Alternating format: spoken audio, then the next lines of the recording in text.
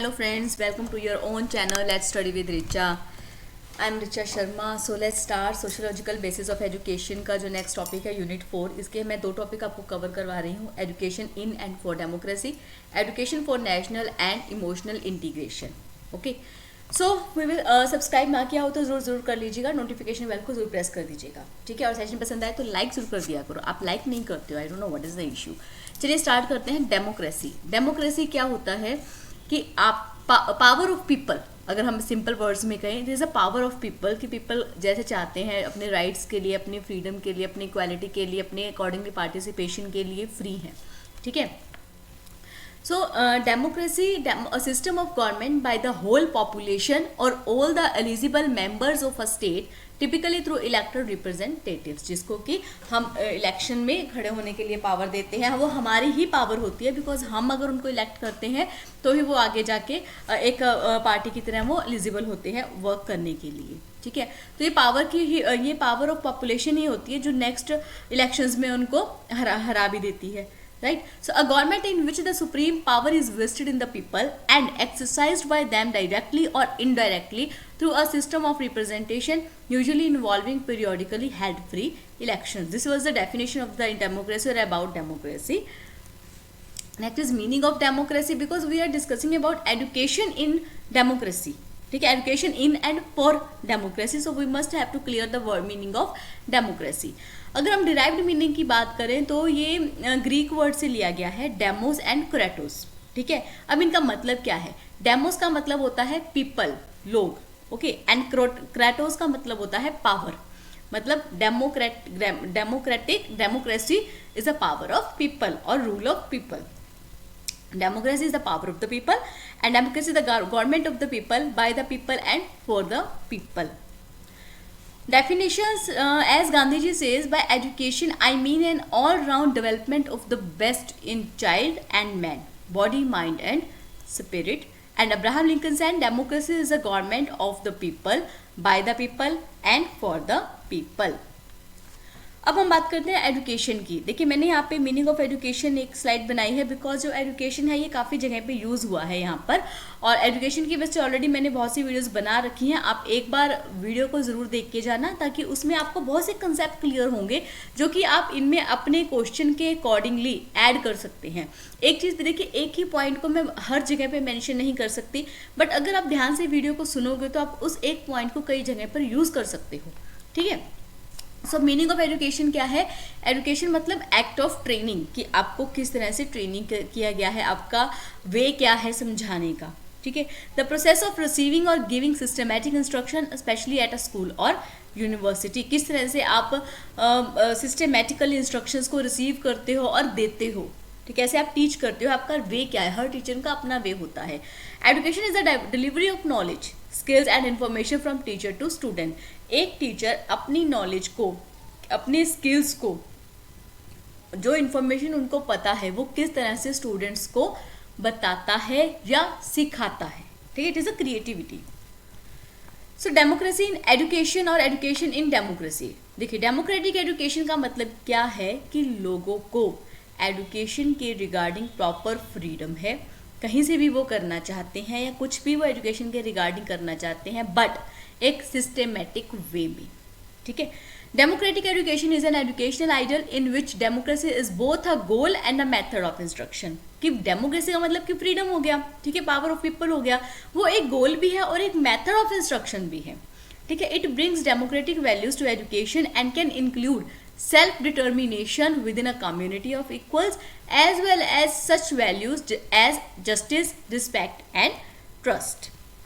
So activity for democratic education, आप किस तरह से एजुकेशन के अंदर डेमोक्रेसी को लाने के लिए एक्टिविटीज कर सकते हो, जैसे कि question answer sessions, open ended sessions. इनमें क्या होता है कि आप देखिए ये एक्सप्लेनेशंस आपको ऐड करनी है, मैं आपको एक्सप्लेन करूंगी, because I have no time to write all the explanation. Okay, so I have written only the headings and you will listen the videos properly, then it will be possible for you to write whole explanation yourself. Okay, question answer session में क्या होता है कि या तो एक teacher question करता है, सब स्टूडेंट्स आंसर करते हैं, या क्या होता है कि टीचर दो ग्रुप बना देते हैं जिसमें कि आपस में स्टूडेंट्स का क्वेश्चन आंसर चलते हैं, जिसको हम डिबेट सेशन भी कह देते हैं. Equal opportunity to everyone without barrier, कि जब ये क्वेश्चन आंसर सेशन होता है या डिबेट सेशन होता है या डिस्कशन सेशन होता है, उनमें क्या है कि सबको अपॉर्चुनिटी दी जाती है, इक्वल अपॉर्चुनिटी दी जाती है। ऐसा नहीं है कि एक ही बच्चे से बार बार पूछा जाता है, ठीक है, सबको इक्वल टाइम दिया जाता है या अपॉर्चुनिटी दी जाती है। Monitor methods like leadership training, सबको जब डिस्कशन सेशन चलते हैं या जब इस तरह के कंपटीशंस या डिस्कशंस करवाई जाती हैं, उसमें क्या होता है कि कुछ लीडरशिप क्वालिटीज़ भी उनमें डेवलप करने के लिए एक को लीडर बना दिया जाता है या ग्रुप लीडर बना दिया जाता है, या वो टीचर किस तरह से मॉनिटर कर रहा है, बच्चे उस चीज़ को देखकर सीखते हैं, ठीक है। Activity based teaching, simulation of situation, activities को इंक्लूड किया जाता है। Respect others opinion, encourage harmony, कि जब एक बच्चा जो है वो अपना पॉइंट ऑफ व्यू रख रहा है तो दूसरे बच्चे भी उसको अच्छे से सुनते हैं, और जहाँ पे उनको लगता है कि कुछ पॉइंट गलत है तो वो बोलते हैं कि ma'am I have a problem in this point. अगर उसके पॉइंट्स में अगर उसका पॉइंट गलत होता है तो उसको इम्प्रूव करता है। अगर जिस बच्चे ने डाउट क्रिएट किया है उसको कहीं ना कहीं पे कंफ्यूजन थी तो उसकी कंफ्यूजन भी क्लियर हो जाती है। तो इसमें क्या है कि वो एक दूसरे के ओपिनियन को सुनते हैं, उनको रिस्पेक्ट देते हैं। Convey message effectively, better communication, उनको अपना पॉइंट ऑफ व्यू रखना आता है कि वो क्या बताना चाहते हैं, क्या उनका सोच है उस पर्टिकुलर टॉपिक के रिगार्डिंग। बिकॉज ऐसे जब भी क्वेश्चन कोई भी एक्टिविटी रखी जाती है, कोई क्वेश्चन आंसर सेशन रखा जाता है या कोई डिबेट सेशन, डिस्कशन सेशन रखा जाता है, तो उसमें पर्टिकुलर टॉपिक रखा जाता है या फिर बच्चों को एक दिन पहले बता दिया जाता है कि वो घर पे टॉपिक को प्रिपेयर करके आएँ। उसमें क्या होता है कि वो अपने पॉइंट ऑफ व्यू को एक पैराग्राफ फॉर्म में या पॉइंट सेशंस में रखते हैं, ठीक है, फिर वो डिस्कशन करते हैं। Celebration of events, effective planning, अब इवेंट्स जब सेलिब्रेट किए जाते हैं ना तो वो उनको एक तो उस इवेंट के रिगार्डिंग इन्फॉर्मेशन प्रोवाइड करवाई जाती है। जिन बच्चों को नहीं पता होता उनको इन्फॉर्मेशन मिलती है कि हमारे कल्चर के रिलेटेड इवेंट है या हमारे कॉन्स्टिट्यूशन के रिगार्डिंग इवेंट है या क्या है, रीज़न क्या है उसको सेलिब्रेट करने का, ठीक है। Education in democracy, education should aim at developing capacity for clear thinking and respective of ideas, कि आपका थिंकिंग क्लियर होनी चाहिए, आपके आइडियाज़ रिस्पेक्टिव होने चाहिए, आप दूसरे के आइडियाज़ को रिस्पेक्ट देने वाले होने चाहिए, ठीक है। तो इसकी आपको फ्रीडम दी जाती है ना एजुकेशन में। It should develop clearness in speech and writing for free discussion, persuasion and peaceful exchange of ideas. जैसे मैंने आपको पहले बताया कि आप सुनते भी हो और अपना पॉइंट ऑफ व्यू समझाते भी हो, ठीक है। Education should make the individual learn to live with others, this can be developed through discipline, cooperation, social sensitiveness and tolerance. अब आप देखिए कोई चीज़ आपको नहीं भी पसंद होती है सोसाइटी में जब आप रहते हो या स्कूल में जब आप एक क्लास में बैठे हो, बट फिर भी आपको वो जो पीरियड है उसमें आपको चुपचाप बैठना होता है, तो आप एक दूसरे के साथ कॉपरेट करना सीखते हो ना, एक डिसिप्लिन मैनर में बैठना सीखते हो। So education should foster the development of a sense of true patriotism, education should help in the development of sense of world citizenship.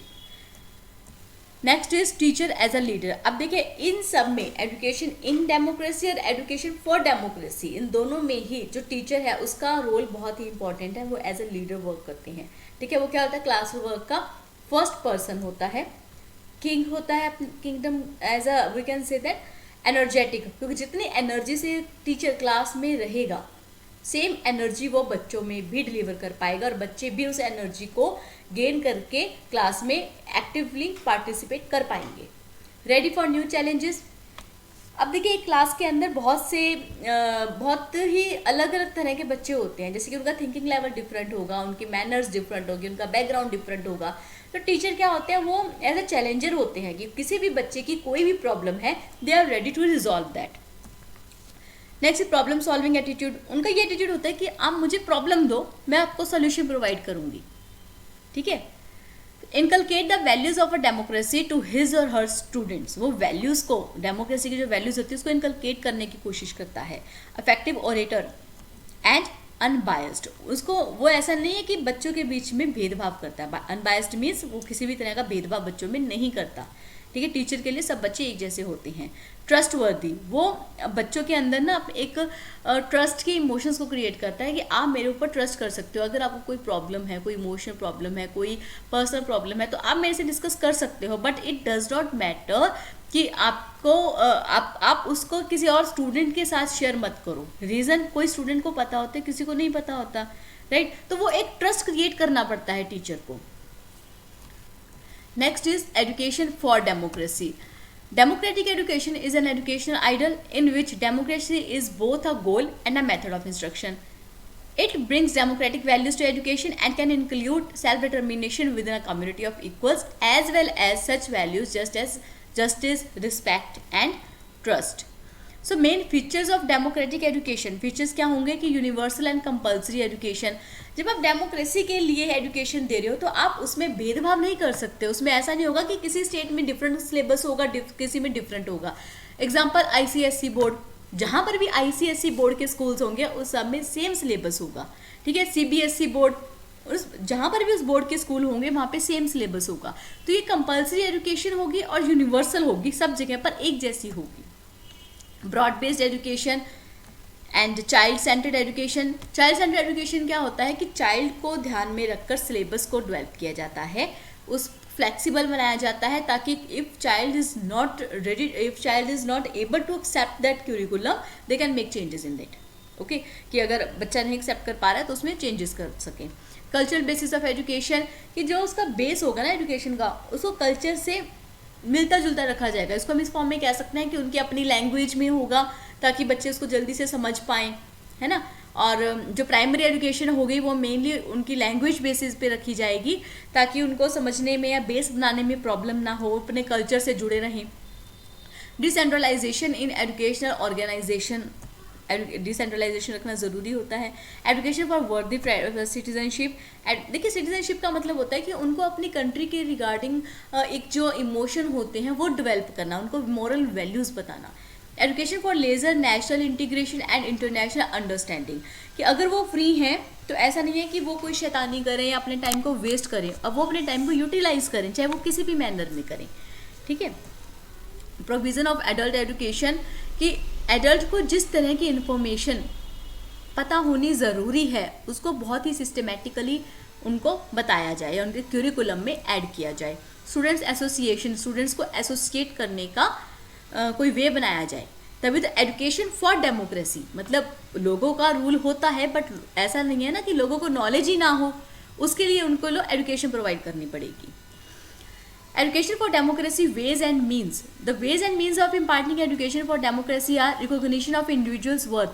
कि हर बंदे की अपनी एक इम्पॉर्टेंस होती है. ऐसा नहीं है कि एक बच्चा जो मैथ में अच्छा है तो बाकी सब बच्चे फील करें कि भाई मैं मैथ में अच्छा नहीं हूँ. ठीक है. हर बच्चे में अपनी वर्थ होती है, उनको रिकॉग्नाइज कराना. If you are not good in study but you are good in sports, in music और in anything etcetera. Right. Development of critical and objective thinking. बच्चों के अंदर क्रिटिकल और ऑब्जेक्टिव थिंकिंग को डेवलप करना. देखिए कि वो किसी भी तरह की प्रॉब्लम आती है उसका सिर्फ एक सॉल्यूशन के ऊपर फोकस ना करें बल्कि अल्टरनेट सॉल्यूशंस को फाइंड आउट करने के लिए कोशिश करें. ट्रेनिंग फॉर ह्यूमन रिलेशनशिप, कि ह्यूमन रिलेशनशिप की उनको ट्रेनिंग दी जाए कि उनको किस तरह से बिहेव करना चाहिए, अगर कोई प्रॉब्लम में है तो उससे किस तरह से रिएक्ट करना चाहिए, और अगर वो खुद प्रॉब्लम में है तो वो किस तरह से दूसरे की हेल्प ले सकते हैं. ऐसा नहीं होता ना कि भाई मैं बहुत मुश्किल में हूँ मुझे हेल्प दे, ऐसा नहीं होता ना. वो एक वे होता है बात करने का, हेल्प लेने का. Training for character, vocational efficiency, कि किस तरह के प्रोफेशंस वो कर सकते हैं, किस तरह के प्रोफेशन के लिए कौन कौन सी क्वालिफिकेशन इंपॉर्टेंट होती है, कौन कौन सी स्किल होनी चाहिए, वो सब इन्फॉर्मेशन उनको प्रोवाइड करवाना. Democratic educational administration. Next is relationship between education and democracy. अब देखिए एजुकेशन और डेमोक्रेसी जो दोनों है ना उनका गोल सेम ही है. डेमोक्रेसी क्या होता है, freedom of people, rule of people, और एजुकेशन क्या होता है कि उनको नॉलेज प्रोवाइड करना. ठीक है. उनको इन्फॉर्मेटिव बनाना ताकि वो अपनी कंट्री के लिए वर्क कर सकें. ठीक है. तो मेन गोल क्या हो गया, the fullest possible development of the human capabilities, कि ह्यूमन की जो कैपेबिलिटीज है उनको डेवलप करना जितना फुलेस्ट फॉर्म पे वो कर सकते हैं.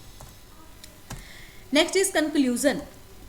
Democratic ideals imply respect for the individual, freedom to all, equality of opportunities, safeguarding interest of minorities, believe in the method of peace, dealing with the all individuals on the principles of justice, cooperative living and fair play.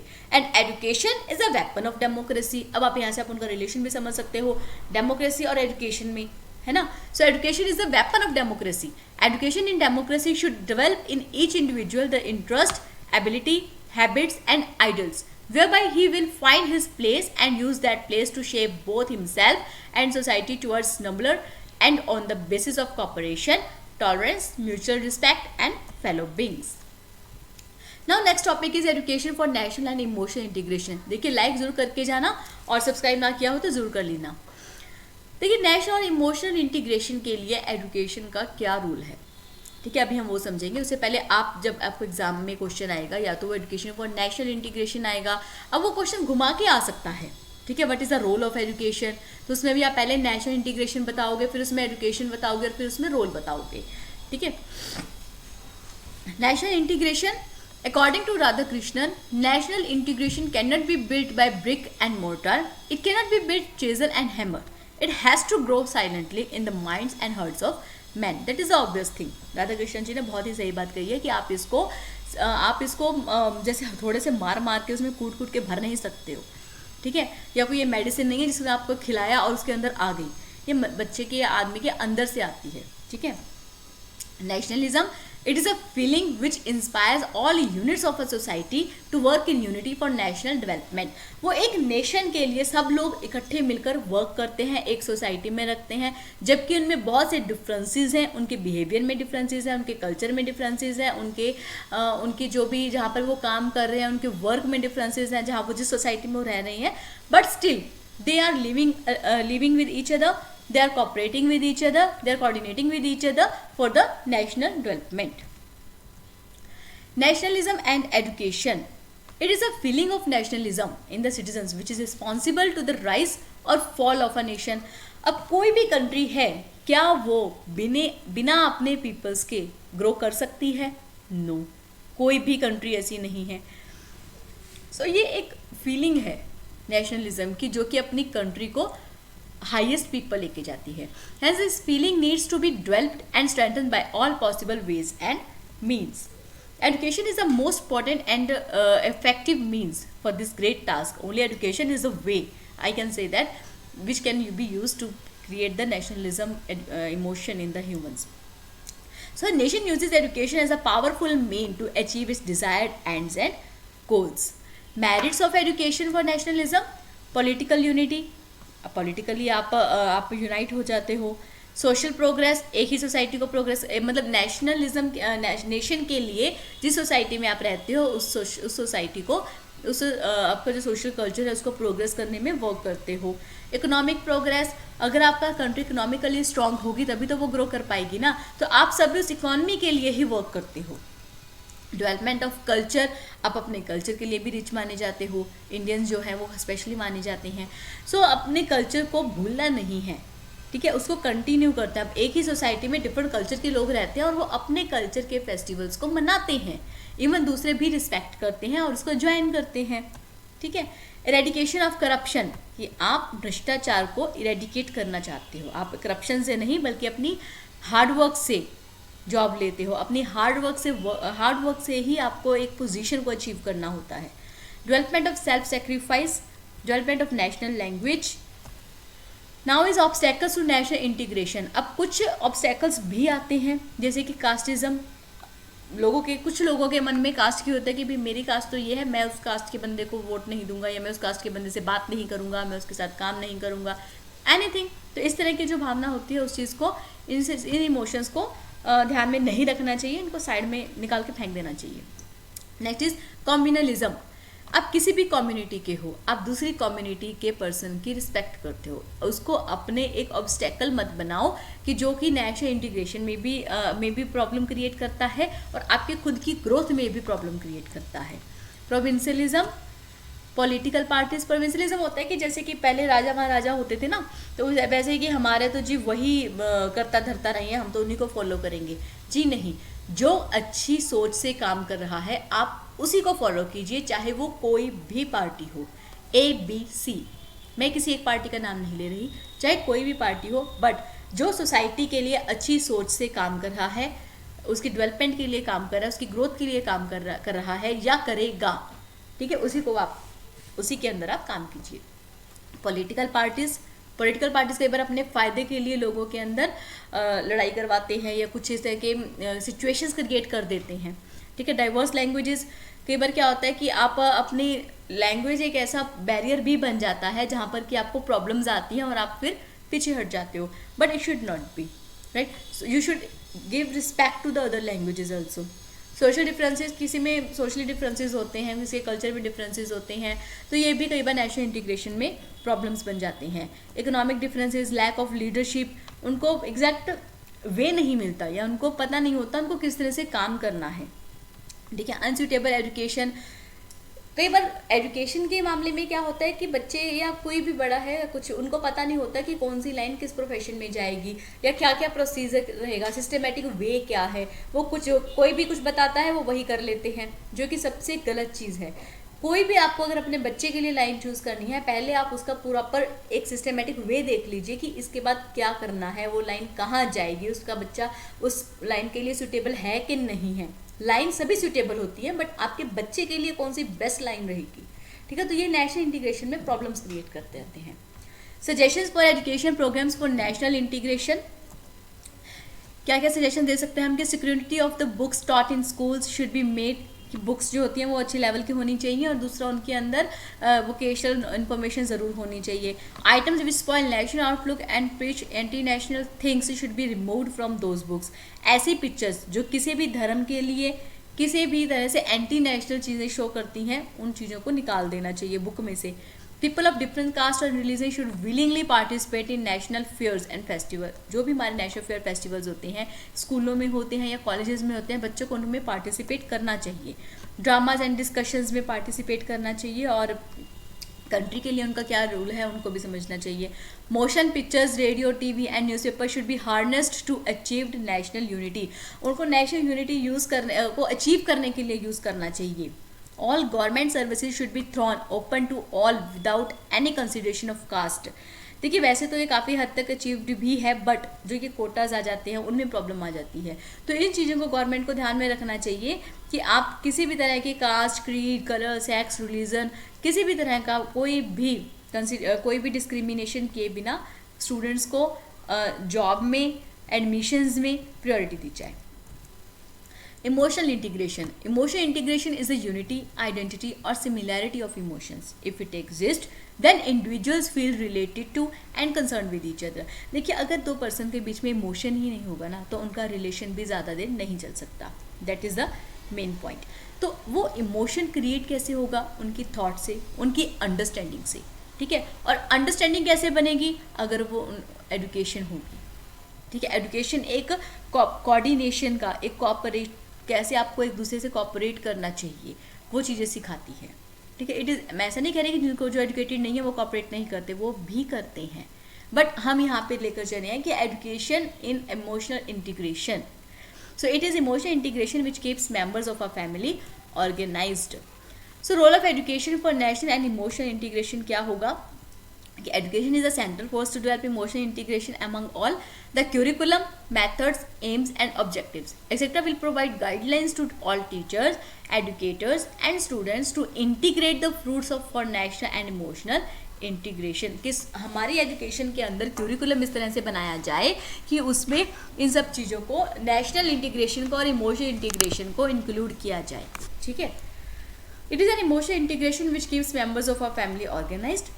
Regionalism, linguism, casteism, communalism, etc. are the disruptions which have divided Indian society into various groups। और education एक ऐसी चीज़ होती है जो कि इन सब चीज़ों को साइड में करके, इनको अवॉइड करके, इनको इग्नोर करके, they work for the nationality, they work for the integration, for the growth of the country. So ये था मेरा सेशन। मैंने कोशिश की है कम टाइम में आपको ज़्यादा इन्फॉर्मेशन प्रोवाइड करने की, ताकि आप अच्छे मार्क्स स्कोर कर सको। और अगर आपको सेशन पसंद आया हो तो लाइक ज़रूर करके जाइएगा, और सब्सक्राइब नहीं किया हो तो ज़रूर कर लीजिएगा, और नोटिफिकेशन बेल को प्रेस ज़रूर कीजिएगा, और शेयर से कमेंट भी कर दिया करो। Okay, so thank you so much.